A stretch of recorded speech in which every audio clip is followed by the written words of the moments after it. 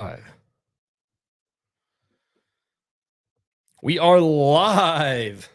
All right. Hello, hello, hello. Welcome back to the Bank Shot DGen podcast with your host, Denny in the Shrine. We are on preseason episode 2. Denny, what is good? What's going on, man? 2 weeks until the regular season. It's the countdown has started. It's the final countdown. I don't have a button. That'd be sick, though. I should have done that. I didn't think about that.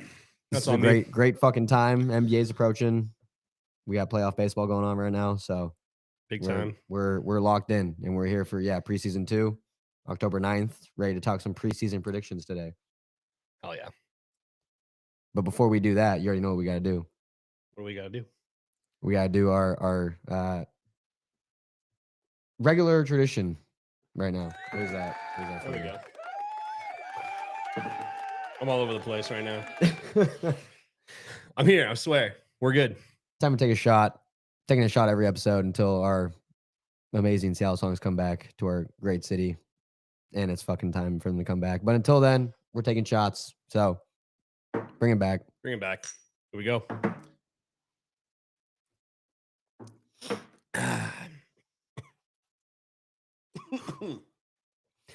I get the cough every time, man. Oh, all right. It's the cough every time. Yep. So today we're gonna kind of do what we did last year, preseason predictions, go over our preseason awards, and then we're gonna kind of look at ESPN's predictions for standings, kind of go over those, give our thoughts. But with that, we want to cover a couple of topics first. First off, USA basketball announced today that Coach Spo, Erik Spoelstra, will be taking over as the head coach for Team USA for FIBA and for the 2028 Olympics. Yeah, deservingly so. Kind of passing the torch. I'm not sure if it's. I wonder what the decision was there. I wonder if it's Steve Kerr saying he doesn't want to be the coach this next year, or what the deal is. I mean, there's any guy next up for the job, it's definitely Spoelstra. So definitely deservingly so for Erik Spoelstra, the longest tenured coach in the NBA still right now, ahead of Steve Kerr. So, and I texted you, I can't even believe that he's never won coach of the year. Never won coach of the year. That baffles me. Oh, me too. Absolutely ridiculous. Yeah, it's awesome for him. He's been a member of the staff for, I think, quite some time now. So it's awesome that he's able to step up. Yeah, I wonder if Kerr's just stepping down. We'll have to see how much longer he coaches in general with the Warriors. But yeah, great for Coach Spo. Very much so, deservingly. Second thing is, which caused some stir recently, is LeBron James. Two things with LeBron James. First thing is, earlier this week, he posted and teased everybody and said the second decision coming to you, was it today or yesterday? Yesterday. Yeah. And, he's using his complete and utter career to tease retirement right now. And all it was a stupid ad for Hennessy. It got me, man. I fucking thought he was calling it. Yeah, I was like, it got a lot of people. Yeah. And actually, a guy sued him for $830 something today, which was the price of what the Cleveland versus LA game was. So he's suing LeBron because the price of the ticket got devalued after it was announced that it was an ad. Oh, and he already bought it. Yeah, so he's suing LeBron for $834, or it's around the $800 range. So that was hilarious. Second thing about LeBron is he is going to miss opening night for the first time his entire career. Wow. Out to 4 to 6 weeks or something like that. Yeah. With that, sciatica? Sciatica in his right leg. I know a little bit about sciatica. I've had a little bit in my left leg, actually. It sucks. It's not easy. It's about the sciatic nerve going down your leg. Definitely something you need to take some time for. Get that better. But, excuse me. It's crazy. In what? He's entering his 23rd season. He's never missed opening night. Yeah. Wow. Yeah, that's a blow for the Lakers. A lot of expectations coming in this season, and they're going to miss LeBron for the first month. So we'll have to see how they respond. But yeah, LeBron's getting up there. So again, we'll have to see how many games he's going to play, what load management will look like for these guys. But they're going to need him out there. So that's a tough blow for the Lakers. Another one for an already hurt Pacers team without Tyrese Halliburton. TJ McConnell goes down with a hamstring injury in a preseason game on Tuesday. They just announced he's going to be out for the first month of the season. Huge blow also for the Pacers. We saw TJ McConnell in the playoffs and the finals. And he's been playing well. Yeah, and he's been doing that. So I don't even know who they have as like a point guard now for the Pacers. I don't even know if they do. And they don't have a big guy either. And they don't have a big guy either. So they don't have Tyrese. And yeah, that's tough. That is tough. Yeah. Gonna be looking weird in the East. Any other news that we might have missed? Anything else going on? No, just the typical preseason stuff that I can think of. My boy Nikola Topic will be out sidelined for about 6 weeks as well with a something to do with his nuts. Testicular testing. I don't even know. I actually don't even know what it was. Just said testicular reasons or something like that. But you gotta calm down, man. Something wrong with his nuts. Yeah, I'm not sure what to say about that. Other than that, we just have preseason's begun this last week. Tonight, or happening right now, is the Thunder's first home preseason game. Shea already shining through first quarter like he never left. The other guy I want to shout out in the Thunder real quick that got slipped through the draft. He was undrafted free agent. Chris Youngblood out of Alabama. Absolute dog, scored 20 points in the first preseason game. I'm excited that we have him and that we got him for that. So, yo, that's a crazy name, by the way. Chris Youngblood. Yo, what the fuck? I'm not sure if I'm allowed to do that, but whatever. Too late now. Oh well. I don't even know if I've ever heard of this guy. So that's actually. Yeah, he was a dog on Alabama, but glad it happened. And then other than that, Denny, just a bunch of more preseason stuff. ESPN's dropped their full 100 top players, and they've also given their win total projections. I'm guessing. I'm going to let you take a guess who's number one in total win projections. Oh, it's going to be the. I bet it's the Oklahoma City Thunder. It is the Oklahoma City Thunder at 59.5. Yeah. Followed by a few other guys. Cavs? I have to pull it up, honestly. But first, before I pull it up, I want to talk about just real quick. Who you think the top 10 is in the ESPN's top 100? I'll give you some guesses. Go ahead. Oh, we're gonna go through the top 10. Yeah, so top 10. I don't know what order it's gonna be, but it'll be. Just name somebody else. Say yes or no. I mean, SGA is gonna be up there. SGA is number 2. Jokic is up there. Jokic is number 1. Giannis is up there. Giannis number 4. Wow. Luka up there. Luka number 3. You got the top 4 down. Anthony Edwards. Anthony Edwards number 6. Wow. Is Jalen Brunson up there? Jalen Brunson sneaks in at number 10. Yeah. Okay. Wow, I can't even speak. Is Wemby up there? Wemby is listed at number 5, and I got a bone to pick with that one specifically. Wow. We can after you finish the list, we'll go back to Wemby on this. Is Kevin Durant up there? Kevin Durant is on there, number 9. Okay. Let's see. Who else am I forgetting? You have 2 left. Oh, is LeBron James up there? LeBron James, another year at number 8. Last year, he was at number 7. Okay. Now you're just missing number 7.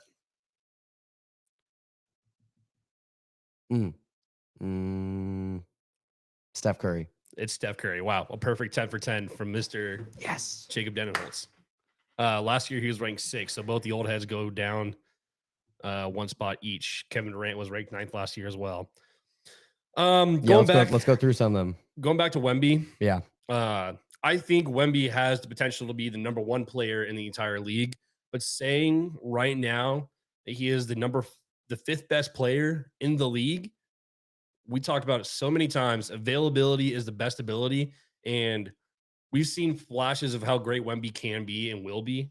But I have a problem ranking him the 5th best player in the league for the fact that he's not even been eligible to make, to have any of the, other than Rookie of the Year 2 years ago. Last year, he was not eligible to get any awards because he didn't play long enough. So I do agree Wemby is going to be amazing. Last year he was ranked 11th going into the season, which I like. Wemby's really high, but Spurs have not done anything. He's amazing. He would have won Defensive Player of the Year. He would have been MVP race. I'm not sure he would have won, but he would have been in the MVP race, at least top 5 in voting, maybe. But I have a problem putting him at 5 here.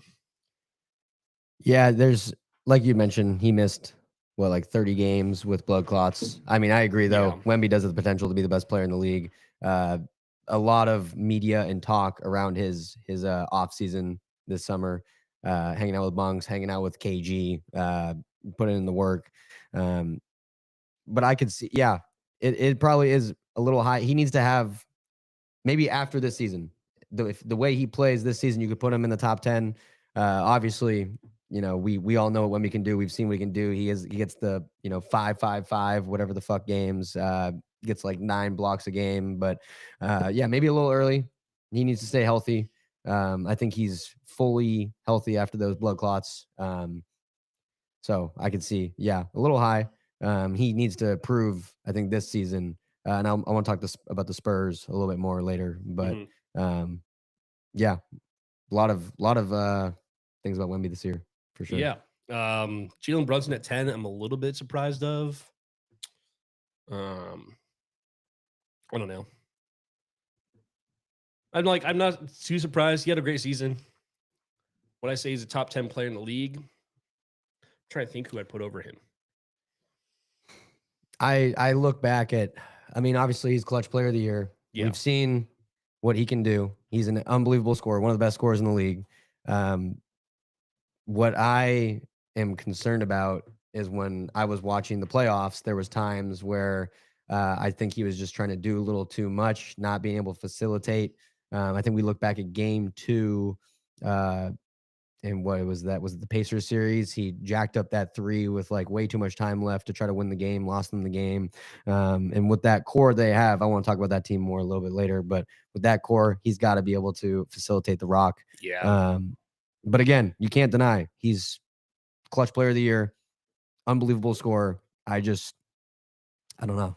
That was to alter our decision. I'll tell you 11 through 20. Okay. Right now. Okay. Number 11, Jalen Williams, J-Dubs. Yep. Cade Cunningham at 12. Evan Mobley at 13. AD at 14. Last year he was 13th. Donovan Mitchell at 15th. D-Book at 16. Paulo at 17. Jimmy B at 18. Jaylen Brown 19. Kawhi 20. And obviously, like, I guess over those guys, I think I actually would put Brunson there. I kind of agree with that.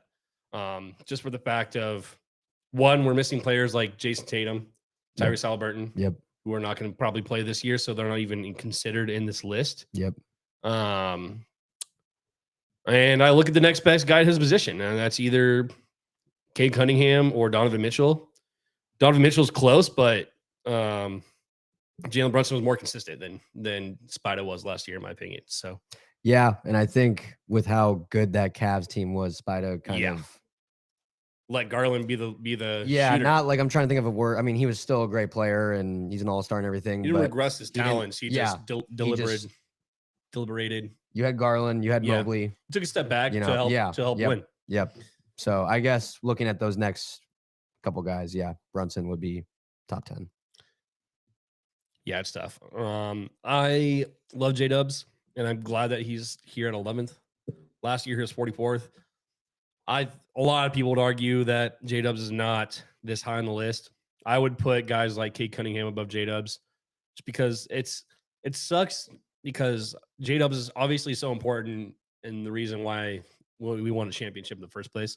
But it's hard because all these other guys are the stars of their team, and he's not. And the fact that he's this high being that way, a lot of respect on the name, but he's just, obviously, I don't think he's producing as much as these other guys. So I would not agree with putting J-Dubs at 11 on this list, but I can't complain. So yeah, you look at other guys, like Cade, like you'd mentioned. Who else was on that list? Cade, Mobley, AD, Spida, Paulo.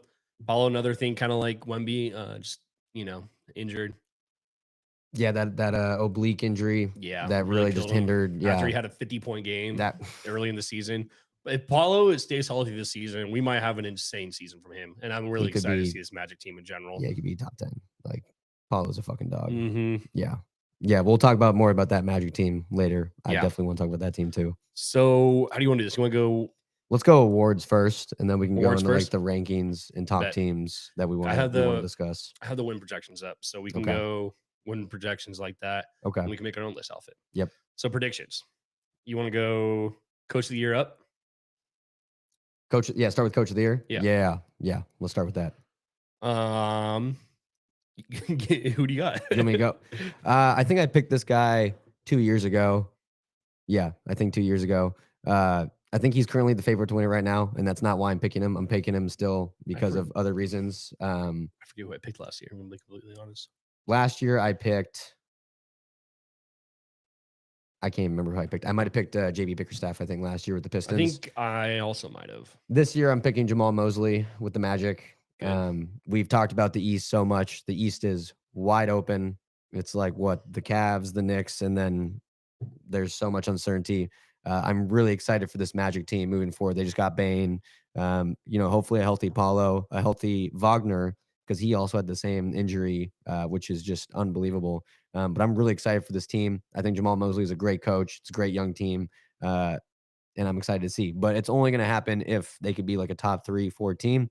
If they're not going to be within that range, I don't think it'll happen. But I would love to see Jamal Mosley win that award this year. He is currently the betting favorite Yeah. on BetMGM. So that is a good pick. I would also love that pick. But there's a few guys I want to look at.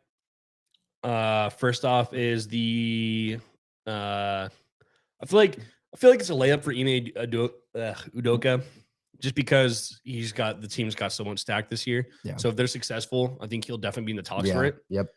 Do I agree? No. Two guys I like. Former coach of the year, Mike Brown for the Knicks. Like I said, like when he got fired, me and I talked about it. Love Mike Brown. Don't think it was his fault in Sacramento at all. Nope. And he has a stacked team with this Knicks team that's a wide open East, and I'm really excited to see what Mike Brown can do with it. Second guy I like for this is Quinn Snyder for the Hawks, because we've talked about the last podcast a little bit. The Hawks is a team that's going to be nasty. And again, in another wide open East. So I really like those two guys. I think it's going to be East coach for sure. Whoever just can lead the East. That's my prediction. We've talked about Mike Brown. He's a 2-time coach of the year already. He's an amazing fucking coach. He could go for 3. I'm really excited to see what Mike Brown's going to bring to the table with that Knicks team, especially when their core is now all played together for at least a year. They've made a playoff run, so they got more chemistry now. And I like that Quinn Snyder pick. I think people forget how good of a coach Quinn Snyder is. You look at all those Jazz teams when he had Donovan Mitchell, and they were making runs in the playoffs, and it was fucking annoying. But I like both those picks, but I agree. It's going to be the East, and it's going to be whatever team can make the biggest mark in the East and probably have the highest finish. Excited to see the East, though, for sure this year. Yeah. Moving on to the next one, the Sixth Man of the Year. Now, reminder that the guy we don't like, Peyton Pritchard, won Sixth Man of the Year this last year.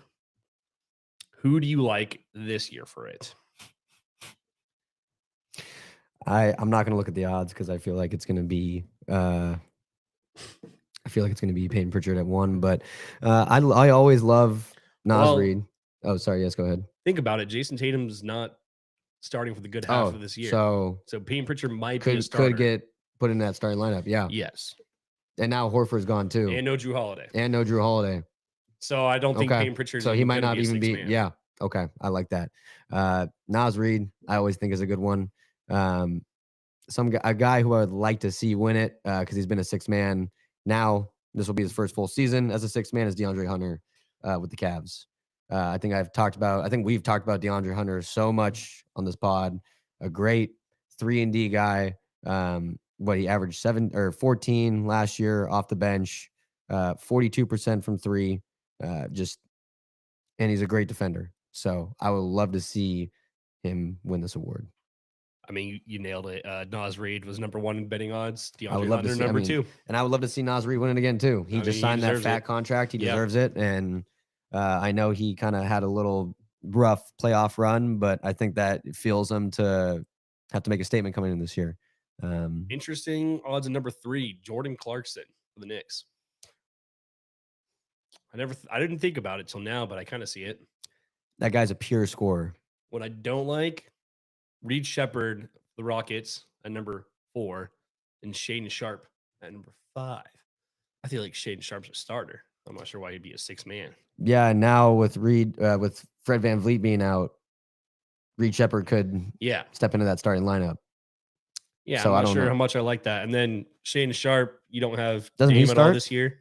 Yeah. Well, you have him, Scoot, and Drew Holiday in the backcourt right now. Mhm. I guess, and Kamara, I guess, would be another. So True. I guess he could be a 6th man, but I still see he was still an integral part of their offense last year. So Yep. I doubt seeing that. I agree with you. I'm going to also choose DeAndre Hunter. It's because of layup, because I liked him last year with the Hawks a lot, and then he's going to get a full season with this Cavs team. So I'm excited to see. What do you he think can about Ty Jerome on the Grizzlies? Love Ty Jerome. Is he up there on the Yeah, he's odds? He's right behind Shane Sharp. Okay, I could see Ty Jerome having a sneaky. I love Ty Jerome. Run. I think he'll be more of an integral starter than you think for the Grizzlies. Though True. that's my problem. True. A lot of these guys are just like I know. fringe starters or not, and it's really dependent on their teams, of their the current situations on injuries and stuff like that. So there's a lot of them, but I like DeAndre Hunter. I feel like he's a good safe pick. Let's do it. Let's write both those down. Yep. Most improved. Most improved. Last year's most improved, rightfully so, was Dyson Daniels, right? Yes. Absolute dog. Yep. I think the year before that was Maxey, and I've always had this talk about guys who were already like stars in the league, but then up into another level. A guy who I have this year, I recently started thinking about because of an injury which occurred to his team, and his backcourt is non-existent. He's really going to have to step up, and he's already been stepping up, and that's Amen Thompson. You swear you've not looked at the odds? I have not looked at the odds because he is number 1. Amen Thompson is number 1 on the betting odds right now in MGM. I could see it. Like, yeah, I was like, I knew you were going to say it too. Yeah, that's wild. And I only am saying it because Fred VanVleet went down, and so he really is going to have to step up. He's going to have to work on his facilitating. He's already a great defender, a great finisher, so he's really going to have to step it up. I like him there for that. So when I think of the most improved player award, I think of guys like Dyson Daniels, who really didn't break onto the scene until this season. Yep. Amen Thompson, I feel like we already saw flashes of how great he is. Right. But yet again, just kind of integral part of his team and where he's at. And the guy I am excited to see, which I'm a little bit biased here, but I'm going to choose Andrew Nembhard just for the fact that he's going to be a very, very heavily relied on. He's going to have, another guy who's going to have to be heavily relied on. Yeah. I guess that doesn't really fit exactly what I said, because we've seen flashes of how good Andrew Nembhard is. He was very key in the finals. In general, the guy was fucking balling. Oh my God. Defensive menace. He's a 3-point merchant. He's great. His downhill, like acceleration is unreal. I like that pick too. At similar situation, Nembhard's going to really have to step up. I think he will. Bias. I'm a Zag at heart, but just giving a situation, I think he has one of the best chances. Who else are in the odds are down there? We got Amen Thompson number 1, Denny Advia. I also think he's just been really good. Like he has been really good. He probably didn't get the recognition because he was on the Wizards for so long. Yeah, but I don't see him. Excuse me. The reason I don't see him being the most improved player is because he's already really good. Yeah. And I don't see him breaking through a level where he's going to be a 30-point scorer or anything like that. So like he's already like a 24, 25 point average almost. Yeah, he's above 20 points. Yeah, he can. He I think sometimes we'll get triple double numbers. Like I just don't see him making that big of a jump. Yeah. I think he could easily be better than last year. I don't see him making such a big jump to where he can be considered most improved. Other guys on here is Amon's twin, Ashur Oh Thompson. shit. Great. Matas Bazulis from the Bulls. Great. Also. Obviously another name I'm not just because he's been injured. I want to say my boy Chet Holmgren, another Zag, not mentioned on here. God, he looked amazing at the beginning of the season last year before he went down. And if we could just get see flashes of that again with him staying healthy, he could easily win the most improved player award. That's my prediction there. He was averaging over 5 blocks and over 20 something points. He was looking so good and over 10 rebounds easily. Yep. So obviously I'd love to see that happen. I think he has potential to do that. He's not even on here, but other people on here, Josh Giddey, Benedict Mathurin, Jay Nivey, Peyton Pritchard, which makes sense, kind of the same role as Nemhard. Yep. Kaminga, I don't know about that. Jalen Johnson coming back. Hopefully he fucking stays healthy for once. Pray to God, dude. Pray to God. God. Michael Porter Jr. for the Nets. Mm. We kind of talked about in the last episode whether or not he's going to make that leap on the Nets. Yep. I don't think he will. I think he'll be better, obviously, because he's going to be probably number one guy there. Right. But be a big step. He's not going to be a star. And then Nikola Jovic for the Heat is last one of those odds on BMGM. So there's your most improved player. Big one now. Defensive player of the year. Who won it last year, Denny? Evan Mobley won it last year. Evan Mobley won it last year. He could be in the running for it again. The player I would love to see it. He's probably not high up on the projections or the odds. It's going to depend on his health. I just think he's always been a force down low, offensively and defensively, blocking machine, just a paint presence. Anthony Davis. Anthony Davis is 1, 2, 3, fourth. Fourth? Okay. But it's going to solely depend on his health because the guy has really struggled with that. Last year he immediately joined the Mavericks and got hurt like in his first game. Yeah. But I love. Trust me, I know. He's on my fantasy team. Oh shit, that's right. But he's probably gonna be my keeper. I love his defense, man. That one might be a stretch, but I want to just say 80. I would love to see it this year from him. I don't think it's a stretch at all. Obviously, I said he's fourth in odds here. You take a guess who number one is in odds? Oh, it's probably I think 1, 2. I don't know who would be first and second, but it's probably Chet and Wemby. It is Wemby first. Wemby first, and then Chet second.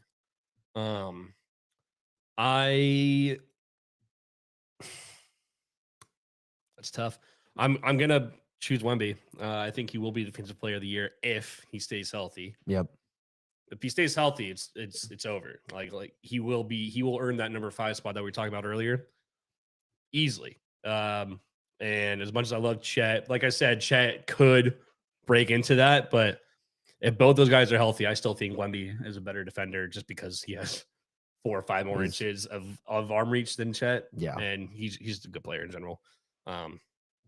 Obviously I'd love Chet to win it. Dyson Daniels moved all the way down from 1, 2, 3, 4 to 5th spot.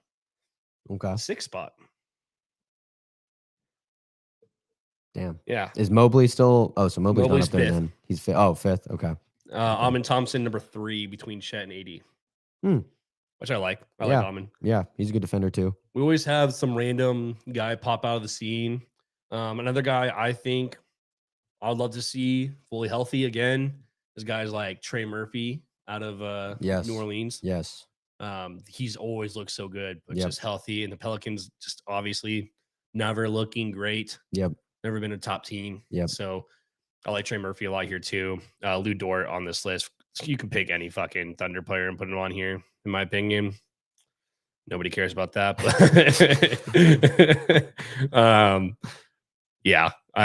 Wemby is the clear favorite here, but I like the AD pick. It'll be interesting with AD because he's just getting old. I know I think he's had his best years yet again. We talked about this in the last podcast about when AD was the 4, not the 5, and I think he's going to predominantly be playing the 5, especially now that he got Cooper Flag. Yep. So it'd be nice if AD just kind of stuck to the, kind of committed to the 5th man role and just blocked and just You literally just became a defensive sit down presence. there and then just swat that shit Maybe out of it there. might be easier on his body too, and trying to play both the 4 and 5 at the same time. But Seriously. he also, is an elite scorer, and he can shoot the three, and he can shoot any part of the court. So Yep. I know he really likes to do that. But I'm gonna go Wemby. You're going AD. Yep. I like mean, I it. love the Wemby pick too. So yeah. Next up, rookie of the year. I think I'm gonna go with Cooper Flag there. I'm Stephon Castle was rookie of the year this last year. Stephon Castle was rookie of the year last year. Yeah. I'm gonna go Cooper Flag. I'm sure he's one. I'm sure Edgecombe is too. Year? Yeah. Yeah. Was J Dubs no, Jay Wells a rookie last year? Wow. Yeah. Wait a second. No. Because that was the same year as Stephon Castle. Yeah. Wait, it was. Yeah. God. Oh, my wow. My memory is fucking horrible. It was. That's Stephon wild. Castle. Yeah. That's weird to think Jalen Wells was just a rookie last year. Yeah, I know. I feel like it's. Yeah. I mean, I didn't wear my jersey today, but I was going to. Jay Wells. But yeah, I'm gonna go with Cooper Flag. Really excited to see what he's gonna do on this team. Really excited to see when Kyrie comes back. They got Clay, who's I think gonna be a little bit more locked in, motivated now. AD obviously. So Cooper Flag. Just a reminder, some other guys that got drafted: Trey Johnson to the Wizards, BJ Edgecombe. I think I'm gonna choose him as my favorite. I like Edgecombe. So I don't both pick Cooper Flag. Yep. Also think there's a chance Cooper Flag gets injured, just because I feel like a lot happens. I don't wish that upon him. Yeah. But there's always a random person there. Dylan Harper for the Spurs, Ace Bailey for the Jazz, which was he had a bunch of drama on draft night, which we talked about. Yeah. Concanoople went to the Hornets. Concanoople, baby. Like that guy a lot. I like Concanoople. Yeah. Fucking bucket. Our guy Walter Clayton Jr. to the Jazz. The next Steph Curry. He'll be sharing roles with Isaiah Collier. Yep. Who was rookie last year out of USC. The Chinese Jokic, Hansing Yang. The GOAT. Nick Clifford for the Kings. I like a lot. Oh shit. Yeah. And yet again, I think this is bound to happen. Since it happened last year, we're going to have another rookie out of Washington State University emerge on the scene for the Memphis Grizzlies again. Cedric Coward. Baby. Two Cougs playing for the Grizz. I love to see. And yep. I love how Jay Wells can be there to help Cedric. So yep. 100%. Yeah, I will. I'm going to say that VJ Edgecombe though. I like it. I mean, I'm a huge Edgecombe guy too. He's going to be a dog. The reason I like Edgecombe is I think he's going to be a presence on defense, first of all. Yep. And he's going to really stretch out that floor for the 76ers. And you have Jared McCain coming back from injury from last year, who was the clear favorite originally for rookie of the year starting out and before he went down. And then Jay Wells emerged, and then Stephon Castle emerged. So, yeah, didn't McCain just get hurt again? Really? Did I miss that? Didn't he have surgery on his elbow? Oh, in which case, I love VJ Edgecombe as the pick. Let's see. Yeah, it was his hand. Yeah, he had a torn UCL in his right thumb. Damn.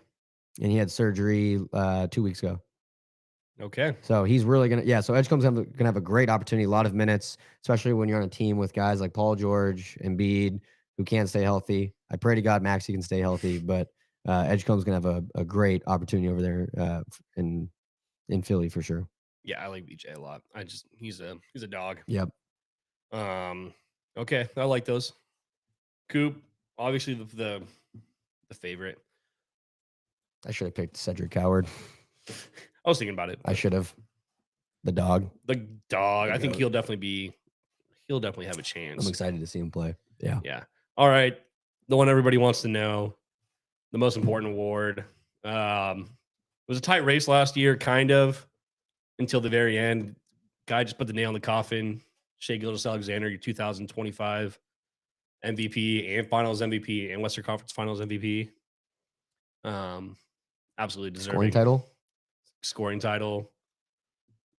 You can have a million things that he did. It was quite a generational career year for the man Shai Gilgeous-Alexander, and a championship, obviously. So amazing.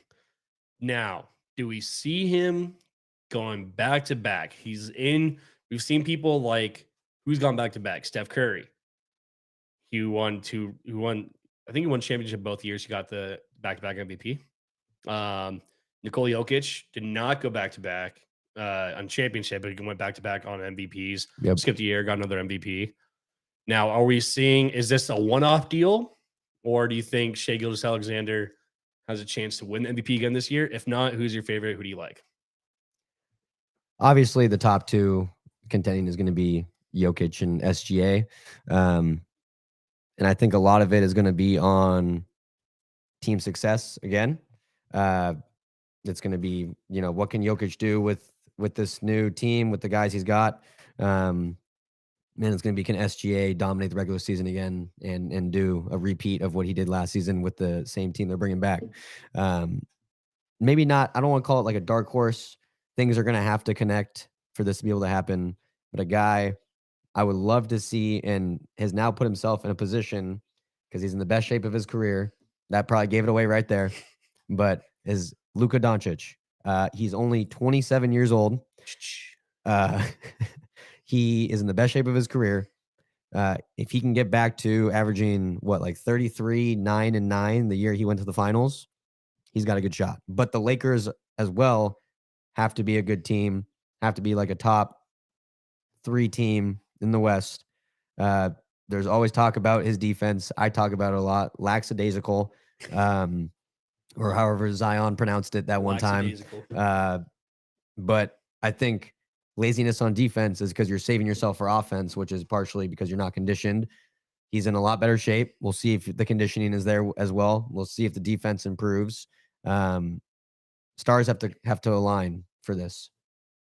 Remind me before I go into my MVP talk, I want to talk about one guy you just mentioned, Zion Williamson, who also looks yes, so good. Yes, the best shape of his life. Also, best shape of his life. It was supposed to be what Wemby is now. He's supposed to Yes. be the next best fucking talent ever, and He was supposed to be the face of the league. he was supposed to be the face of the league, and Yep. he was amazing. Yep. I remember him watching at Duke. He was Oh my amazing. God. And he still has the talent, in my opinion. And he looks so laid back. He's got this goatee thing going on. He looks like he lost so much weight. He said he's felt the best he has since college. He did. I'll never forget that and one little layup he had on Taco Fall in that USF game. Oh my gosh, dude.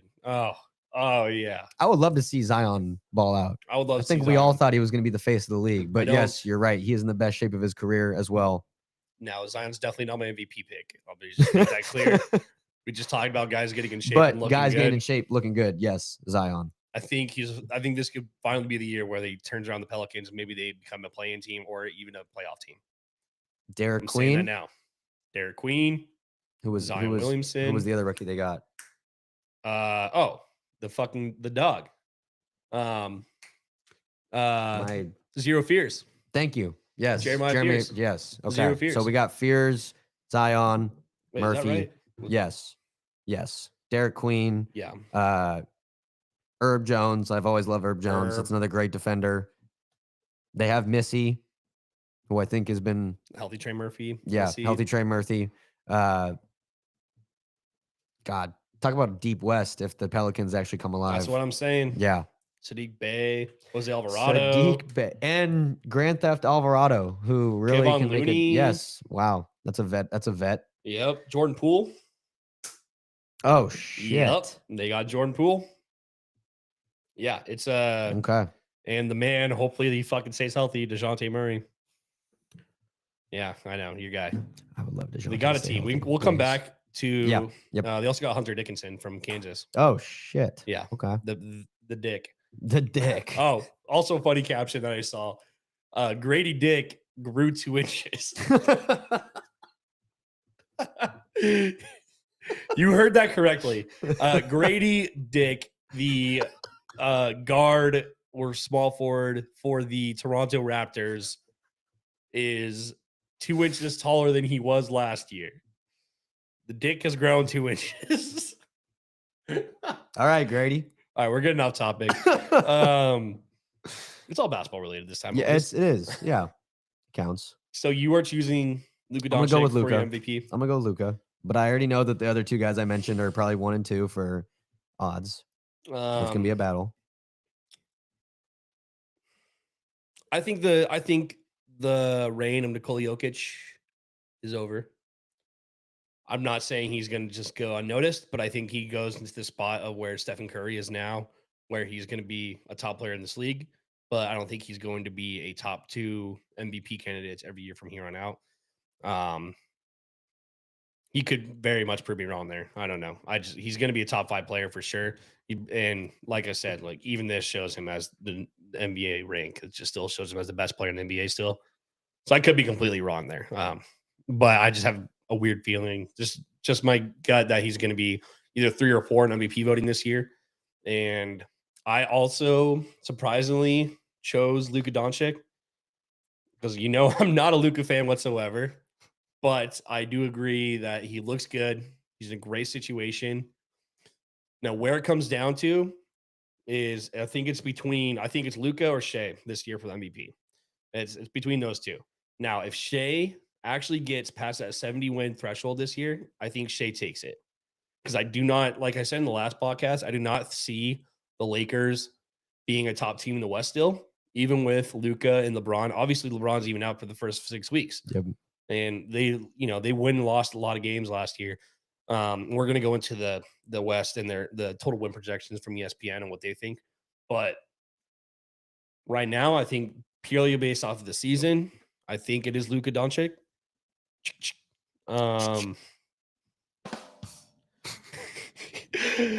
But I do believe Shea still has a chance to win it again. I'll say that, but I will put Luka as my favorite because team success does matter in the MVP race. We saw it last year. Yep, we did. A lot of people are still upset that Nikola should have won it. And like we talked about a billion times, Nikola deserved to win it too.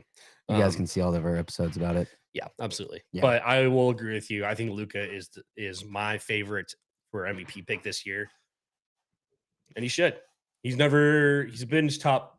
I think he's finished second before in MVP voting a couple of years ago when he went to the finals. Yeah. But he's never won the whole thing. So if Luka gets some defensive stats up on the board, I don't see why I wouldn't pick him. Maybe that goes along with him actually, getting fit. Yep. But we'll see. You can't just change your entire game overnight like that. So. Yeah, he's also my keeper in fantasy, so I might be talking into existence for a couple of reasons, but would love to see that. So my guy's not staying on fucking IR all season. Anyways, all right. Give me a sleeper pick for MVP who's just gonna have an insane year. Anthony Edwards. So you're gonna say Anthony Edwards? Anthony Edwards. I'm gonna say Paulo Banchero. I like that too. I said, Paulo looked like he could be MVP form. He was starting to feel that way before he got injured. Yep. Just two guys that are not necessarily top 5, but they could be. Yep. I like that. I think there's always somebody that just has some merch. I would love to see Paulo be in the MVP contention this year. I think he can do it. Yeah. He's on this list. So the MVP odds, according to BetMGM, is Nikola Jokic, number 1. Shai Gilgeous-Alexander, number 2. Luka, number 3. Giannis, Wemby, Ant, Brunson, Cade, Donovan Mitchell, Curry, Paulo. And then AD, KD, JB, KL, Glelby. I think Paulo should be above some of those guys you just mentioned. Like over Cade or Donovan? Or Donovan Mitchell for sure. Steph? Yeah. It's just consistency. Yeah, it'll have to be consistency. Like right now, I think I would take Jalen Brunson over Paulo. I would take Brunson over Paulo. Yeah. And just talking about his clutch playerness earlier. I don't know about Donovan. I don't know about Donovan either because what we just talked about also. Yeah. I could see. Yeah, Paulo. I like Paulo a lot. Paulo. Yeah. LeBron James is on this list. I don't think LeBron James is going to come top 10, even close. No. He's at the bottom of this list. Yeah. But Kawhi Leonard's still on this list. I don't think he will either. They're good. They're not. I'm saying they're bad. They're not going to be MVP. No. Jaylen Brown on this list. Behind KD, AD, and Paulo. Again, no JT, but I did just see a video of JT dunking today. Yeah. I know I made fun of him on the last podcast about when he said that thing on about First Take. saying, about saying he's not out for the full season. Yeah. I made fun of him for that. and I'm a little bit scared. That Not would gonna be- lie, I'm a that'd be little cra- bit That'd scared. be crazy, bro. A little bit scared. Yeah. All right, that's enough for our preseason awards. So going over again, Coach of the Year, Denny has Jamal Mosley. I have Quinn Snyder. Sixth Man of the Year, we both had Daniil Hunter. Most Improved Player, Denny has Amon Thompson. I got Andrew Nemhard. Defensive Player of the Year, Denny's got AD. I got Wemby. Rookie of the Year, I got VJ Edgecombe. Denny's got the man, Cooper Flagg. And MVP, we both picked Luka Doncic. But I have an asterisk there because I think Shea could still do it. Stars and are gonna have to align for Luca. yeah, Stars will have to align. it's Shea's award to lose again right now. Yeah. And I know Michael might give us some hate for not really giving Jokic some love here. But yet again, he's in a very tough West. Yet again, Luka's in a very tough West. If the Thunder build on what they did last year, there's no way that is being taken away from him again. Simple as that. But our sleepers for MVP, Paulo and Ant. All right. That's it for preseason prediction awards. Let's go into our rankings for Let's do it. the West. Should we for start with now. West? All right. I have ESPN's win share projections up. Do you want to do that, or do you want to just go roll off what you think is? Let's go off. Let's see what ESPN says. Okay. What does ESPN got? Number one, as I mentioned, Oklahoma City Thunder projected wins 59.2. Yep. I would also have them at 1. Denny, what do you think? Would you have them at 1? Let's start the season. To start the season, I would have them at 1 because you have the entire team returning, Yes. and you're gonna have a healthy Chet Holmgren. Healthy team. Healthy team. So Guys that we haven't seen yet, possibly Nikola Topic, possibly Chris Youngblood, and Possibly a few Chris other Youngblood. rookies that we got this year. yeah, and you'll be able to see more Hartenstein, Chet together on the floor because Chet missed however much time it was. So Too much. yeah. So I mean, there's no argument against it. Yeah. I'm a little bit surprised with this one. I think it's a little too high. Golden State Warriors, 56.1 at number 2 in the West. Remember, who'd they get? They have Jimmy Butler, who's not played with them a full season. They got back Kuminga. Now they also have Al Horford on their team. And Podziemski. And then still Draymond Green. Oh, Draymond Green's not a top player in my league anymore. What do you think? Yeah, you have a very surprising look on your face. My main concern is when you go look back at the playoffs last year when Steph Curry was hurt, they could not generate any offense. He's getting old. And he's got gray. Yeah. I'm not sure if you saw his press conference the other day, but yeah. he's got gray in his hair now. Yeah. And yes, they did re-sign Kuminga, but I don't think Steve Kerr likes Kuminga at all. And No, he does I'm not. really curious to see how much time he's going to have. I think in like the contract or whatever, Kuminga cannot be traded until January. But depending on where the team is at that point, I think he will get most likely traded. But really, just that playoff series last year when Steph was out, they could not generate any offense. They are a great defensive team. They have the chance to be a great defensive team again. But if you're not producing offense, it's going to be tough.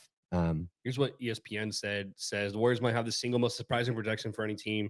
Nearly 4 wins clears the Oklahoma City field, having added RAPM superstar Jimmy Butler for a full season. They won at a 63 win clip, 76% with Butler in the lineup last season.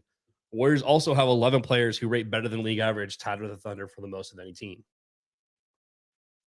That's an interesting statement. Interesting. Okay. Interesting. Yeah, I'm not gonna. So that means they would be second in the West.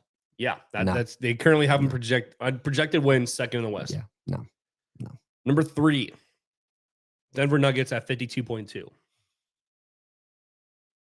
When we go through them all and come back. Yeah. Okay. Yeah, we'll go through them. Number 4, LA Clippers, 49.7. Number 5, Houston Rockets, 46.9. Number 6, LA Lakers, 45.8. Memphis Grizzlies, number 7, 44.6. Minnesota Timberwolves, number 8, 43.7. Mavericks, number 9, 43.6. Excuse me. Kings, 43.5. Number 10. Spurs, 40.1 at 11. Trailblazers, 35.8. Number 12. Suns, 13th, 34.7. New Orleans Pelicans, 32.6. And Utah Jazz, 20.2 at 15th, last in the Western Conference. First ones that kind of stand out. I know you have one. Where were the Clippers at? 4. 4?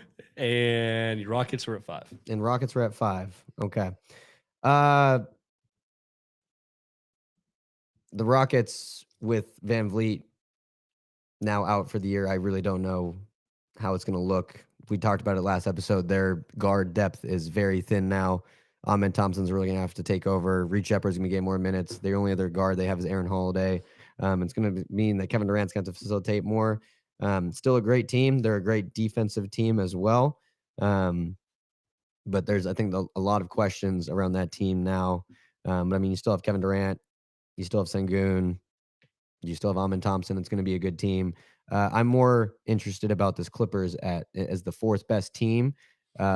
In a very stacked West. In a very stacked West. Yes, they had a 50-win season last year. Yes, they got Bradley Beal. Yes, they got Brook Lopez. But the guys that they are getting, and they got Chris Paul back, who's 40, by the way.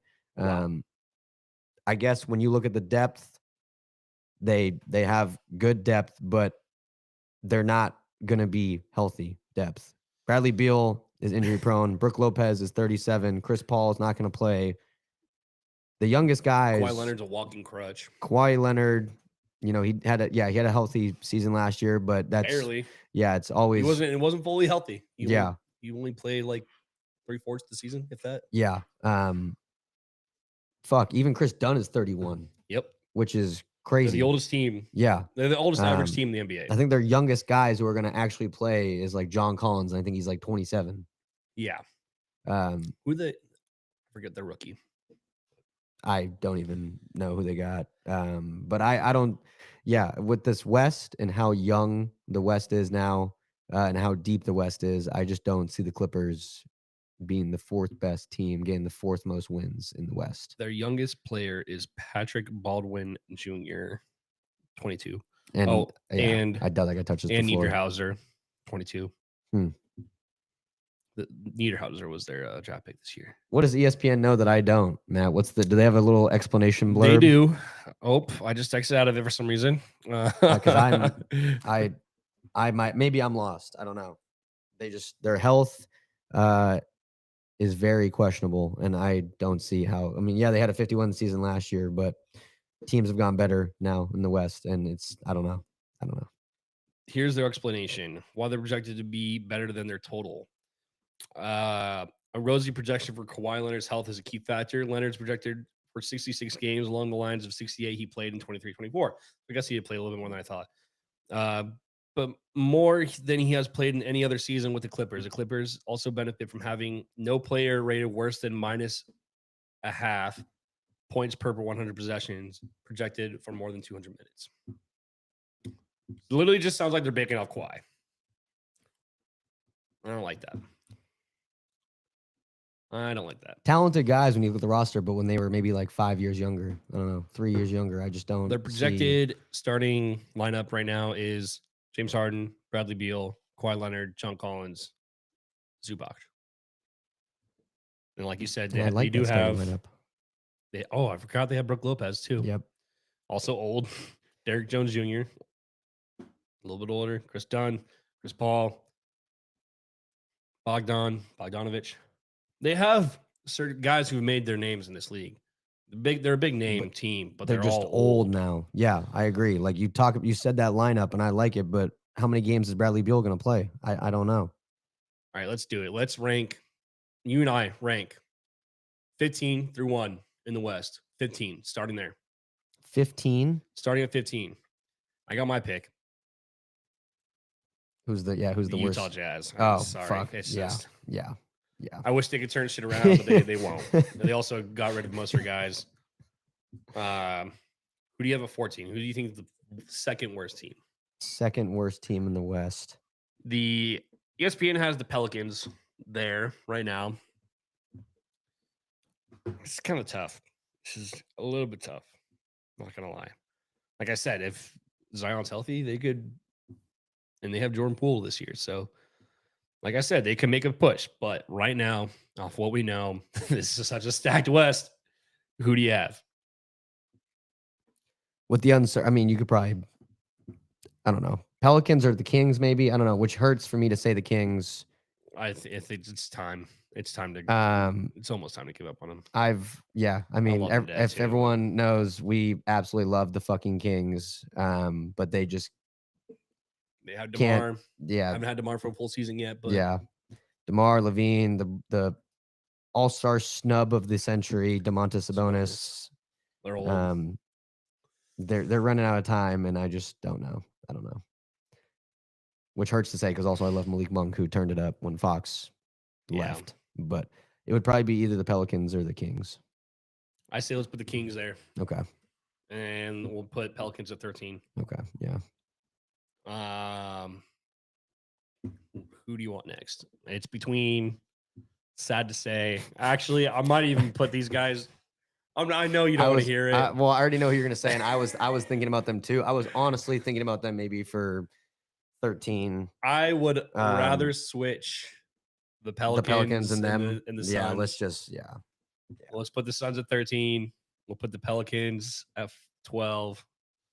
Now comes down to very interesting between two guys, my opinion, between two teams, is the Trailblazers and the Spurs. I think these are definitely the next two teams, in my opinion.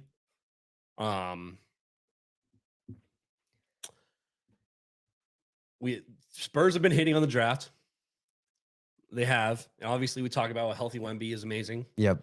But how healthy will he be? They have a lot of depth of these young guys. They're stupid young. They had they have Dylan Harper now this year. They had Stephen Castle, two back-to-back rookie of the years, They have De'Aaron Fox for a full year this year now too, which would be interesting. Then I hate fucking Sochan. And I do too. I think I think De'Aaron Fox is already hurt. I think he already has a hamstring injury. Let's just assume we have Wemby playing for 3/4 of the year. Let's have Wemby playing at least 50, 60 games. In that case, I'd put Portland there, and I'd put and then the Spurs right above them. Yeah, which is what they have as well. Yeah, I would agree. Yeah. So let's do Portland at 11, and we'll do Spurs at 10. We're in the top 9 playing teams pretty much now. We have the Kings a little bit lower, but maybe they'll prove us wrong. I don't know, but next up, I think at 9, I want to put the Mavericks. I would put the Mavericks there too. Oh no, excuse me. I was gonna say the Grizzlies. I meant to say. Did we already do 10? We have not. Yeah, we already did 10. Right now we have Jazz, Kings, Suns, Pelicans. Oh, so you go Portland, Grizzlies Spurs. 9, then Mavs 8. Yeah. Or would you go Mavs? Grizzlies 9, Mavs 8. I put the Mavs above. Yeah. The Mavs have potential. The Mavs have potential, especially when Kyrie comes back. Kyrie, AD, Cooper. You still got guys like Gafford and PJ Washington. Yeah. Clay. Yeah. Yeah, I agree. Yeah. Yeah. As much as I love Memphis. And I love Memphis too. But losing Bane. Now they have to rely on KCP. Maybe KCP has a resurgence. Yeah. They got Cedric Howard, Jay Wells. With Jaw's injury and with Jaw's injury history, it was usually Bane who's having to step up, kind of be that ball handler. But who's going to be that guy now when? I think I know the answer to that. Yeah, Jay Wells. That's kind of sick. Yeah, that's kind of sick. He's been an elite 3-and-D guy so far. He has been. And he's looking really good actually. He looked really good in summer league as well. Yeah. Grizzlies are kind of nasty. Oh no, I'm sorry. We have to the potential of what we know now. I know. I think the Grizzlies have a very good potential to be a I top think they 6 do. team Yes. at 6 They'd specifically. be at 6. Yeah. But based off of what we know now and what the players we have now, what they've already proved, I think it goes Grizzlies than Dallas. Yep. Who would you put in the 7 hole missing right outside the top 6?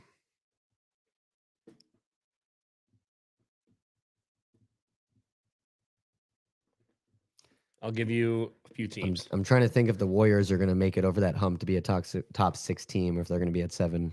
But then I'm trying to look at the other teams like the Clippers. a If the different- Clippers going to yep. be at the I think- Clippers might be 7. I would have the Clippers at 7. Yeah, just because of their aging roster. I would put the Clippers at 7. Yeah. I think the Warriors have better potential because of how good their defense was. Yeah, I think you mentioned it when you're reading that blurb. You can't deny how good they were as a regular season team when Jimmy arrived. They turned it up. So this is where I would debate a little bit. Warriors or Timberwolves. I at this point would put the Warriors over the Timberwolves. Timberwolves have not. They've been a top team the last couple of years, but they just haven't. They haven't gone above that threshold yet, and I don't think they expanded their team very much this year to prove that either. They lost Nickeil Alexander-Walker. That they is gain that is anything? a huge blow for them that they lost. Like no. who did they win? Did they get anybody to replace him? I don't think so. We get a full year of Julius Randle. We get a full year of Randall. Did we get a full year of Randle last year? Yeah, we did. I think we did. Excuse me. We did. But right now, their starting lineup is Mike Conley, and Jaden McDaniels, Julius Randle, Rudy Gobert. And their depth right now is Rob Dillingham, Dante DiVincenzo, Terrence Shannon Jr., and Naz Reid. I love Rob Dillingham, but the issue is he's such a small guard. Yeah. And in today's league, you cannot be a small guard. Terrence Shannon Jr. was an elite defender last year. He was really glue on Shea. And I think could take Mike next step. and Mike Conley is getting up there. And I don't think the stats always show it, but he is such a great facilitator for this team. But I think he's so old. And he is so old, so his availability is going to be questionable. The only thing I'm really excited about looking forward to this team is just Ant. But can he do it all by himself? I don't know. I still consider Gobert a liability. I'm gonna stick with that statement. I'm gonna put the T-Wolves at 6, and I put the Warriors at 5. Warriors at 5. Well, there's another team I'd argue at 5 as well, but I do want to put the T-Wolves at 6.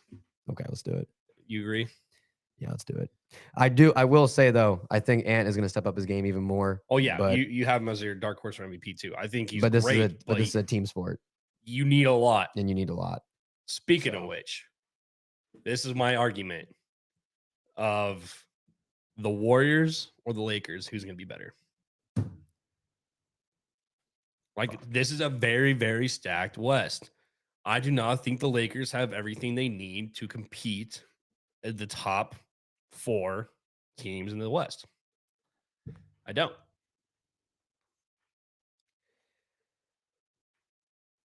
It goes back to what I say about defense and how good this Warriors team was on defense once Jimmy arrived. I think they were the best defensive team in the league. I think they had one of the best finishes in the league when Jimmy arrived. And just looking at that, Jimmy was amazing. They have Al Hartford now too. I think it's the first time the Warriors have ever had a center who can actually spread the floor, because they've always had like a Looney or a, I guess, Draymond, but Al Horford can fucking spread the floor. And Al Horford's a great shot blocker too, which I guess adds more defense as long as he's healthy for this team. We had to start being honest with the Lakers. Is LeBron going to be a top 10 player in this league this year? He's already projected to miss his first start ever. Yeah, fuck. I know I've been preying on his downfall for a long time, but I think the moment has arrived. I don't think he's going to be a bad player by any means, but I do not think he's going to be putting up his production he has the last couple of years. He's already out, first of all. And then who do you have with LeBron out? You know who's technically in at power forward when LeBron James is out? Jared Vanderbilt. That guy can't even stay Or healthy. Jackson That guy Hayes. can't even stay healthy either. Or Jackson Hayes, or Gabe Vincent, or Marcus Smart. Yeah, and we've already seen what. Oh my God, I forgot they have Marcus Smart. Yeah. Is that guy even going to play? Like, He's second behind Austin Reeves at shooting guard right now, apparently. and there's so much uncertainty around what DA is going to do in this offense. And I love Rui Hachimura, but I love Rui too. I love Rui, but I'm not sure Rui's. I wish I could say it, but I don't think Rui is going to be nowhere near LeBron or what the Lakers need to get over that hill. I think even looking at that Lakers team last year, they had games where they were on point, dominant, and there had games where everyone was looking at each other like, "What the hell is going on?" So with LeBron James out, you're relying on Luka Doncic,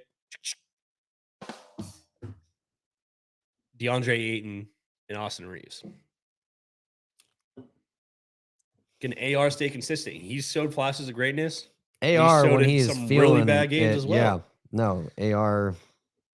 I like the depth better on the Warriors, and that's why I would put the Lakers at 5 here, and I would put the Warriors at 4. I think we both agree on the top 3 teams. Yeah.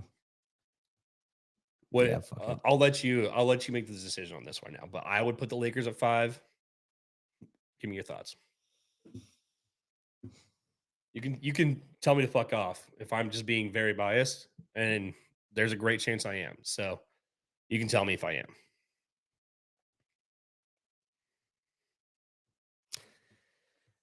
Fuck, I don't know. There's just I was talking about how bad their offense was, the Warriors, when Curry's out. But if Curry's healthy, that's a great. We talk about their finish in the league when Curry was there. I just like the depth better on the Warriors too. And that, yeah. Like, you're so reliant on LeBron and Luka being healthy at the same time. Luka, obviously, he looks better. He looks like he's ready to go. Right. But the team outside of it is just so bad, and it showed so much last year. And I don't think DeAndre Ayton is enough to get you over that hump. We are, especially in the Western Conference, we are in a spot where you need depth so badly. And being old, being one of the oldest players in the league, LeBron James. I mean, Steph Curry's up there too. Not saying he's not, but you need depth. Lakers proved last year they do not have that. Your decision. I think you're right. Yeah. I just don't know if I can see. I don't know if I can see the Lakers being a top 4 team. No. Oh shit, we're already at an hour. Let's get it rolling. We could debate the whole. We knew this was going to happen. All right, third team, Rockets. I'm not giving them the second best record. I was going to do Rockets second. Oh shit! I just don't think the Nuggets are just jumping. Rockets got better. Did the Nuggets get better? I think they got more depth. They got more depth. They got Valanciunas. Which they needed. Yeah, which is a solid center for them. But Rockets, I still think are better. They got Kevin Durant. Yeah, I guess that's true. Kevin Durant and Sengun. Yeah. And Thompson. I was just being humble. Adams. I was being humble about the Rockets, but if you're aligned that the Rockets are second, I'm down. I 100% want the Rockets at second. Well, then I'm down. Yeah, let's do it. They ended second last year. Yeah, that's true. They were second in the West. I think they're a better team than they were last year. Now, we don't have Jalen Green, who was majority of that production for them. Yep. In the regular season. Obviously, he was non-existent in the postseason. But I like the Nuggets at 3. They were the second team in the West when they were a team also when you talk about teams that would go stagnant on offense, but their defense was so good. Yeah. And I don't think they lost much of their defense. Jalen Green's not a defender. Fred VanVleet's too small. He gets attacked a lot. Fuck it. Yeah. No, I was just being humble because of the VanVleet injury. No, I don't blame you. If we're going, I'm in. I would also be humble, but I also then bet. Yeah. No, I'm in. I would be humble as well, but I think it's pretty obvious. I think everybody else has them. Thunder number 1 in the West. Yeah. Yeah. I mean, anything to argue? I don't think I have an argument because like I said, they're bringing back everyone. Again, I want to be humble too. I'm trying. I mean, they're bringing back everyone. They had the best defensive season in NBA history, and who says they can't do that again? J-Dubs had a fucking broken hand in the finals and look, or in the playoffs, and look what he did. So Just to let you know, Frank at the very beginning said, "Take that ugly ass hat off, Matt," and I did not comment on it at all. He's gone now, so I knew he wouldn't. What up, Frank? I get it. I get it. No, everybody hates me for it. I don't care. What up, Frank? But He's yeah, not here anymore. Well, yeah, no, J-Dubs is literally set to start already. Like Yeah. he's not going to be a problem. yeah. They So, have the healthiest team, one of the youngest teams ever. they had the best so good. defensive season in NBA history, and they have everyone else. They have everyone back. So And the only person they don't have, Thomas Sherwood, their first round pick this year, he's out for the year. But they might have just found another steal of a two-way player in Chris Youngblood. So Yep. I'm not concerned. No, there's really no argument that you can present. All right.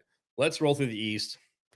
We just spent so much time on the West because it deserves Well, that I much think time. that's how good it the West is. Like what I'm saying, we're debating the bottom people. We agree Jazz is the worst team in the West. That's not a question. But I still think the Jazz could beat the bottom 4 to 5 teams in the East too. Oh my god, they That's could what I'm saying. smack like the Wizards or the yeah. fucking Nets or something. Oh yeah.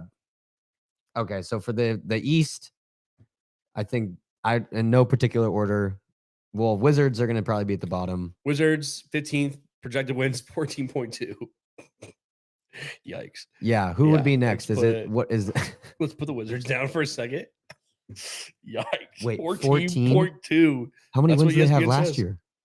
Let me see if I can pull that up. Not a really quick. lot. Let me see. Hold up. Not a lot. Jesus Christ. It's a very different looking Wizards team too because they don't have Jordan Poole anymore. So. Oh my god, yeah, they have CJ McCollum. Yep. Wizards record 2025. And they got, yeah, I don't know. It's no, be... yeah, no, they're at the bottom. They're yeah, at the bottom. They had 15 wins last year, or no, they had 20 wins, but that still doesn't mean anything. No, they had 18 wins. They didn't have 20 wins. I think the next two are consistent. It's either the Nets. The Raptors. No, it's the Nets. Nets or Hornets. Raptors, I think. Raptors were very injury, and they got a guy that didn't even play with them last year. So yeah, fucking BI. Yeah. Nets. Yeah. Even with MPJ. Yeah. Even with the bucket getter. Cam Thomas. Even with Drew Timmy. Even with fuck, who else they have? The guy we're just talking about was on the Clippers. Why am I blanking those names so much? He was on the Clippers, Hawks. We were talking about this Terrence last episode. Mann. Terrence Mann. Yeah. Terrence Mann. I was like, I have this picture in my head. Yeah. No, I agree. Yeah. That's 14. I love you, Cam Thomas, if you're ever listening out there, but I could argue the Hornets are worse. They're a weird team. How many games has LaMelo Ball played? Not a lot. In his entire career. He was looking insane. Oh yeah, because he was a snub last year from he played 47 games last year. He played 22 games the year before. He played 36 games the year before. He did. Before the All-Star break. He was looking like an All-Star. This guy has played above 50 games one time in his career. It was his second season in the league. I'm just saying, I could argue the Nets are better than the Hornets. I'm just saying. Yeah. That's tough. No. I can't put disrespect that much. They still have Bridges. They got hopefully he's gonna be healthy. Brandon Miller. Yeah. Concanoopel now. Yep. Din Shitty.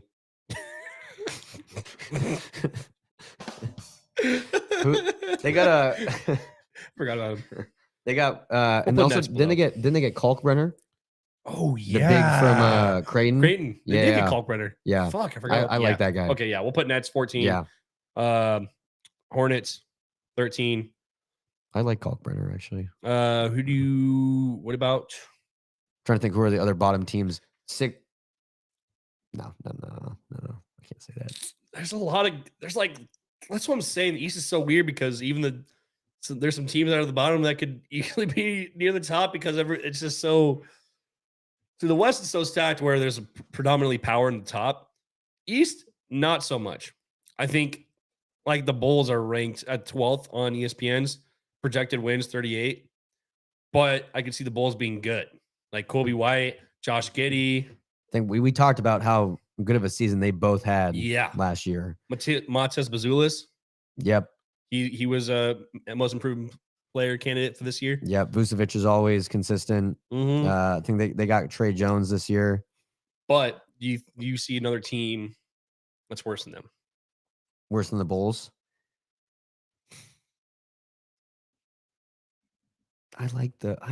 See, the thing about them is they're always hurt, but I like the boys on the Raptors, man. I like the Raptors. So but are they going to be healthy? Scotty B, RJ Barrett, my boy, Emmanuel fucking Quickly. Played more than 30 games in a season. I'm going to tell you who they ranked 7 through 12 right now. Okay. All right. 7, they have the Hawks. 8, they have the Pistons. 9, they have the Raptors. 10, they have the Heat. Sixers at 11. Bulls at 12. With that information, are all these teams better than the Bulls, you think? Or is there a team that you put the Bulls over? So you said it was the Hawks, the Pistons. Yep.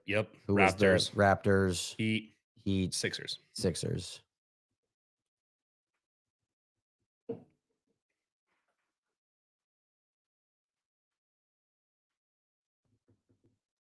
Maybe the Sixers. Depending on the health. Depending on the health of the Sixers is so uncertain. Like if they don't have PG, if they don't have Joel Embiid, it's back to, Yabusele, Joel Embiid, PG. Isn't Yabusele on the Knicks now? Yeah. I think they got Yabusele gone. They lost Yabusele. Yeah. Contributor Yabusele. Yeah, I don't know. It's tough. So would you go Bulls and then Sixers, or would you go Sixers then Bulls? Would you put those two next to each other?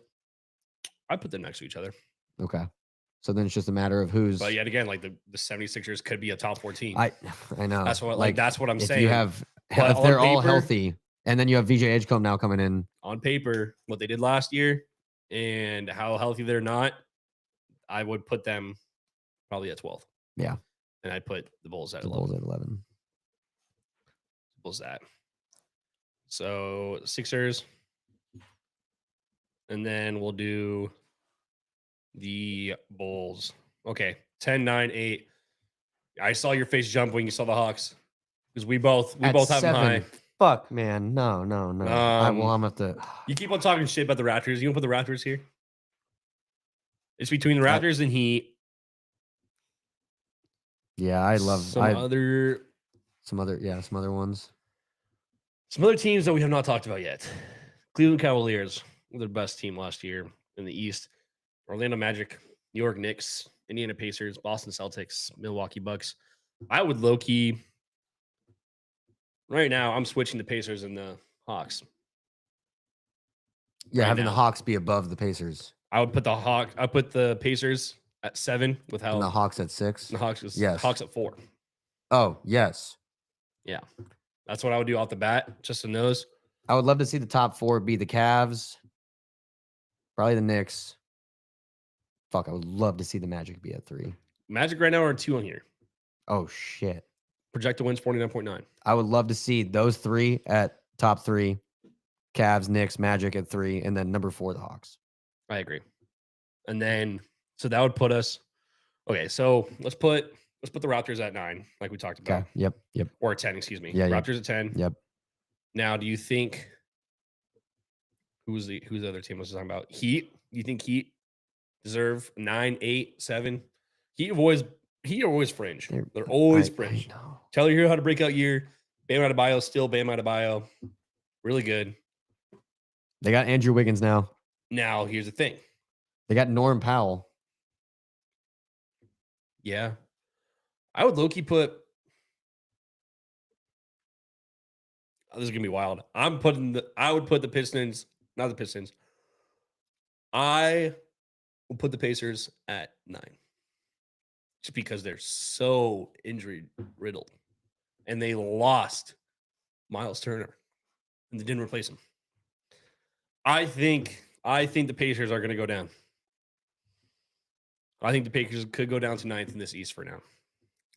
As a very bold statement from me, personally, no TJ McConnell right now. Right now they have Nembhard, Benedict Mathurin. Is he going to step up? Aaron Nesmith, good. Is he going to step up? And Pascal, oh, they got Spicy Pete still. Okay, I can't disrespect Spicy Pete like that. Oh, it's so tough. So tough. I have a feeling that the Pistons are going to be better. That's why the only reason I was putting them at 9. The Pistons better than the Pacers? I like Yes. the Pistons. Yes. Oh, I think 110% think the Pistons will be better than the Pacers. Fuck. I don't want to do that to my boy Spicy Pete either. So but when I look at we this, need somebody at 9 right now. So your options are the Heat, the Pistons, the Hawks, the Bucks, the Celtics, the Pacers. That we're giving you those. We said we put the Hawks at 4. I'm gonna pencil them in there. Yes. For right now, we'll put the Hawks at 4. So you got to choose 1 at 9, and it's pretty much between the Pistons, Heat, or the Pacers right now for us. I might have thrown the Pacers a little too low, but they're missing so much right now. Their starting center right now is Isaiah Jackson. I could see being low, but at the same time, they don't have, like you said, TJ McConnell for the first month at least. That's a hamstring injury. It can linger. And then who is a facilitator on this team besides Spicy Andrew P. Nembhard and Spicy P? No one. Aaron Nesmith is just a three-point shooter. Aaron Nesmith's a 3-point shooter. And D guy. Benedict Mathurin, we've seen flashes, but we've also seen him be very inconsistent. He cannot facilitate the floor. Not effectively, at least. As you mentioned, their centers are Isaiah Jackson. They brought in Jay Huff. Yep. And James Wiseman, who's played like maybe 30 games in the NBA. Obi Toppin. Still, he's just he's a plug and play. Yeah, and who's going to facilitate for the team? Ben Shepherd. They got Furphy. Furphy's not going to be a top guy. Wow, their third center right now is James Wiseman. Fun fact. It's kind of funny. And Tony Bradley. I think the Heat have better pieces than the Pacers do. I agree. Which is crazy to say after this team went to the finals, but they're injury riddled and they lost Miles Turner. I agree. No, I agree. Okay. Pacers at 9? Yeah. The East is going to be so weird this year. Where do you want the Pistons at then? What teams do we have left? We have Boston. We have the Bucks. We have the Pistons. Bucks, Pistons. We already penciled in the Hawks. That's really it because we already set our top 3. So between Pistons, Heat, Bucks, Celtics. Celtics lost Al Horford. They lost Tatum. That's a lot. They lost Drew Holiday. But JT said he's coming back. But what if JT comes back? And he's looking pretty good. Yeah. Fuck. Wait. Sorry. What were the other teams? It's Bucks. We're deciding what 8. Yeah, we filled in the 9 spot. We're debating 5 through 8 pretty much right now because we already got our top 4. We kind of already penciled in our top 4. Yeah, but it's between the Bucks, Celtics, and the Heat. Celtics, Heat, Pistons. No, the Pistons. Between those 4, where we rank them. Just rank those guys because that's probably going to be 5 through 8 right there. Yeah.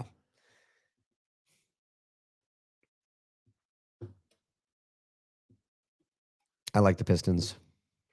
I like the Pistons too. I like the Pistons. I'd put them at 5. Wow. Okay. I like it. Then the Celtics. Bucks. Bucks. Yeah. I think you have to because you have Giannis Antetokounmpo on your team. Now you have Miles Turner. And now you have that's a crazy front court. Yeah. And then now it's just between the Celtics and the Heat. Yep. You want to take a look at the Celtics roster? Let me look it up. Derek White, Anthony Simons. Oh my God, forgot about him. Jaylen Brown, Sam Hauser. Starting center right now is Nemias Quetta. Yeah. And you got Peyton Pritchard technically coming off the bench still. Why would you put? I guess so. I guess you would put Think you have Anthony and Derek White over Peyton Pritchard. Yeah. Chris Boucher. Chris Boucher. Yeah. Boucher. I think Yeah, I have to, Xavier Tillman. I think because of what you said, the fringiness of the Heat, I think I have to go to the Celtics, then Heat. Yeah, yeah. I agree. Okay. That leaves us down to our top three. We kind of already agreed the top three. What are you putting them in order, though? So we have the Knicks, Magic, and Cavs. So it's the Cavs at 1. Cavs at 1. They were first last year. They're doing it again. Yep. You want to do Magic? I know you talked about it. We did. Knicks got really good, though. Knicks added some depth, which we talked about they needed. Knicks added some fucking depth. I know. They got what? They got Clarkson now off the bench. got They Clarkson. have Yabusele off the bench. Right now, their starting lineup is Jalen Brunson, Bridges, OG, Cat, Mitchell Robinson. And they got Miles McBride, Jordan Clarkson, Josh Hart. And then they have Brogdon. They didn't even mention Yabusele as a second for some reason. But yeah, he's in there. Yeah, I think I got it. And I think I got to go to the Knicks. Knicks, a second. Um, That's fair. and I'm also just really excited to see what Mike Brown's going to do with this team. Yeah. And yeah, like I said, he was one of my coach of the year favorites. Yeah. I didn't choose him, but Yeah. And I think I mentioned when we were talking about Mike Brown, this team now, it's their second year together. They made a deep run in the playoffs. I always look at this team on paper. I'm like, this team is nuts. Like if OG stays healthy, Bridges stays healthy, they do what they can do. And then the Magic will be right behind them at 3. all right. Just to recap, East, we have Cavs 1, Knicks, Magic, Hawks, Pistons, Bucks. It's your top 6 seeds. Your play-in is Heat, Celtics, Pacers, Raptors. And then your bottom teams is Bulls, Sixers, Hornets, Nets, Wizards. I like it. And then for the West, Thunder 1, Rockets, Nuggets, Warriors, Lakers, T-Wolves. Those are your top 6 teams. Your play-in is the Clippers, the Mavs, the Grizz, and the Spurs. And then the people who just missed it is Portland, Pelicans, Suns, Kings, and Jazz. That is our Bank Shot DGen's preseason rankings for what we had. It's going to be a wild season. And like you said, It's going to be a crazy fucking season. the West is stacked. Everybody knows that. The Yep. East, we Is up for like our grabs. top 3, but it's still up for grabs. The Hawks are on their way. The Hawks are on their As fucking way. as long as they can stay healthy. We're calling it Hawks up on our fucking 4, baby. We like them a lot. And with that leads us to our last question that you wrote down here. Make or break season for which teams? Pick 2 to 3. Who's got a make or break season this year? I can tell you one. Let's hear it. The Kings. We talk about them. If they don't do anything Yeah. this year, they have to sell They're everybody. gonna have to break it up. They're gonna have to sell DeMontis up. They're gonna have to give Levine and DeRozan up. Yep. They're gonna have to go base 1. Yep. They're that gonna is be a make or break season. that is a make or break season. I don't think any team in the East is a make or break season. Because Like I they're said, either it's injured wide fucking or they're open. young and they're up and coming. Yeah. Now, I'd put an asterisk next to the Sixers possibly because they're old as shit. True. Yep. With Paul George and Joel Embiid, you'll probably have to move off one or the other to the season. But they got some young guys. They got McCann. They got VJ Edgecombe. Like they have a future. Yep. But it's make or break season for them to see what they're gonna do. Yep. And possibly Bucks. Like we talked about Giannis possibly leaving last year, and they went out and got Miles Turner. They got rid of Dame. So it'll be interesting as well to see them. I could see them having a make or break season. Yep.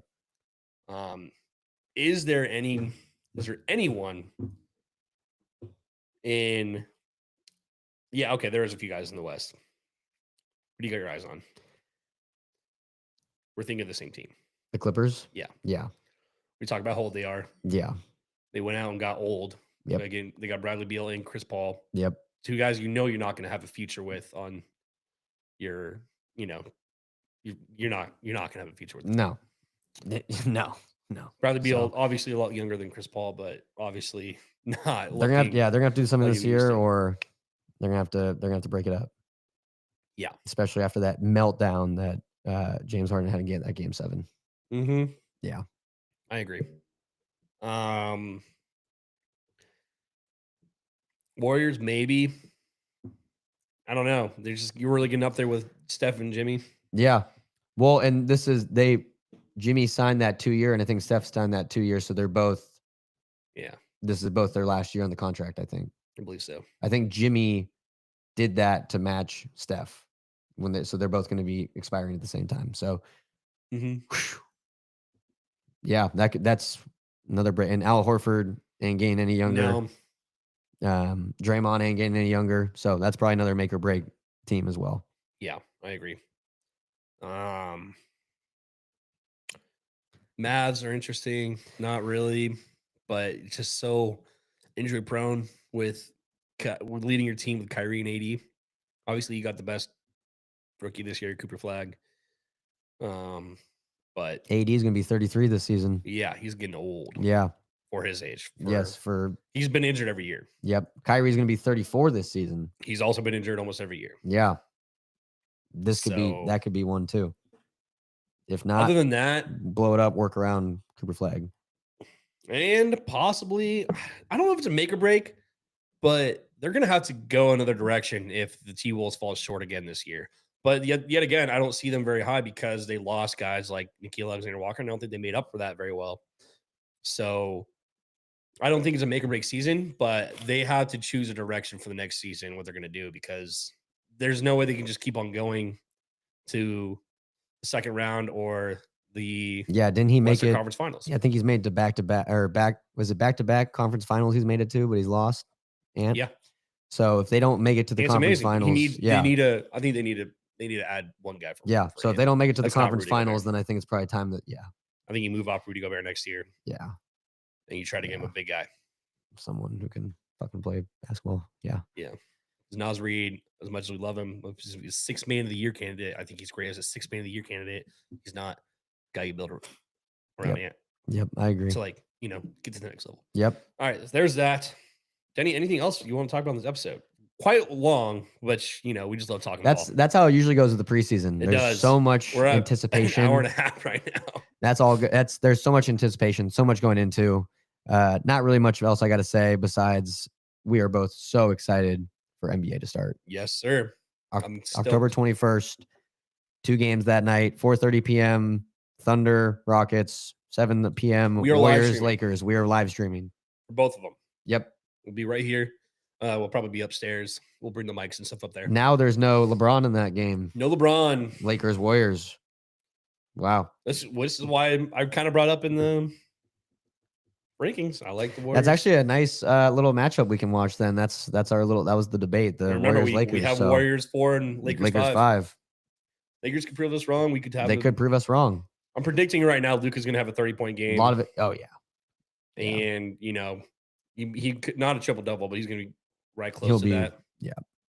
He's going to show up. But I also think Steph's going to ball out. Jimmy's going to ball out. Al Horford's going to be like, I'm back, bitches. Yep. I think the Warriors win that game, especially without LeBron. I think so, too. But we're the most curious story about the Lakers will be DeAndre Ayton. Yes. I don't think we talked about him enough. No, I don't think so. It's what Luka was asking for, was a big like that. So let's see what they can do now. He once was one of the best leagues in the league. Yeah. Once was the best big in the league, one of them. Yeah, I think we mentioned last episode his run in the finals. As a true number 5 guy. Yep. Was a great player with your Suns. With the Suns. Yep. Yeah. So we'll see. Kind of non-existent on the Trailblazers. Yeah. So we'll see what happens. Yeah. All right. Remember, October 21st. Be here. We'll be right here. We'll be here. Yep. Come watch the games with us. No, I don't know if we're doing anything except just talking while watching the game. Probably just, yeah. If you got any ideas, we'll gladly listen. Yeah, let us know. Yeah. Yeah. What do you want to see us talk about? What do you want to see us do while we're watching these games? Yep. Let us know. This is going to be posted next week. So what's today? Today is the 9th. Yep. So we're going to be posting this on the 17th. Our first preseason episode is going to be a long time to edit. So that's going to be going on the 10th, which is tomorrow. Other updates, just keep an eye out for Instagram, keep an eye out for Twitter, all that stuff. We're going to be getting a calendar released here soon for the rest of the episodes, live streaming days, episode releases. I need to work on that. Yeah, please comment, subscribe, hit the bell on Spotify, Apple Podcasts, YouTube, subscribe. Please put in comments what you want from us as well. Yeah, let us know what you want to hear about. Yeah. What do you want us to talk about? Let us know. Yeah. That's it. We're always That's all down. I got. Yeah. Denny, anything else? Go M's, baby. Go fucking M's. Go M's. Oh. Go M's. I've never been so stressed out in my fucking life. I'm gonna be honest. Never had the privilege to stress this much in October. Seriously. Never had the privilege to stress this much in October. Because even when it comes to NFL season, it's pretty early. Yep. NBA is just starting. Yep. College football's in the middle of it, so we Yep. kind of know already. We kind of Whether the Cougs are shit, which they're gonna get the shit right in. I've never had the privilege to be this stressed out in October, and it is really stressful. It's really fucking. Oh my god, it's really fucked with me. We will be there for Game 5 tomorrow. We're waiting for them to announce who's going to be on the bump for us. Still waiting. Let's see if they did. I've been waiting forever. I've been saying it all day. We've been waiting. Oh my god, they did! It's Kirby. They posted it an hour ago, right when we started. Oh shit! And it's Kirby on the bump. All right. Oh man, Curb. God, why Kirby? That's just PTSD from last Saturday. No, but I want Kirby. I'll trust Kirby. Oh, you see what I mean? This is stressful. Oh my god. I've never been in a situation where I've seen me and Denny go both nonverbal for about a fucking hour. Last Saturday, we lost the game in the 11th inning, and we were just dead silent while Hoshua was trying to talk to us. We just hated it. And I'm a little bit of PTSD right now with Kirby back on the bump, but I trust him. Trust in Curb. I trust Curb. Trust in Curb. Curb your enthusiasm. Curb your enthusiasm. Trust in Curb. Okay. With that, go Mariners. Go Mariners. Bring back the Sonics. Bring back the Sonics. We'll see y'all on October 21st. October 21st. That's what she wrote. That's all she wrote. That's all she wrote. That's all she wrote. With that, the bank is closed. Peace. Peace.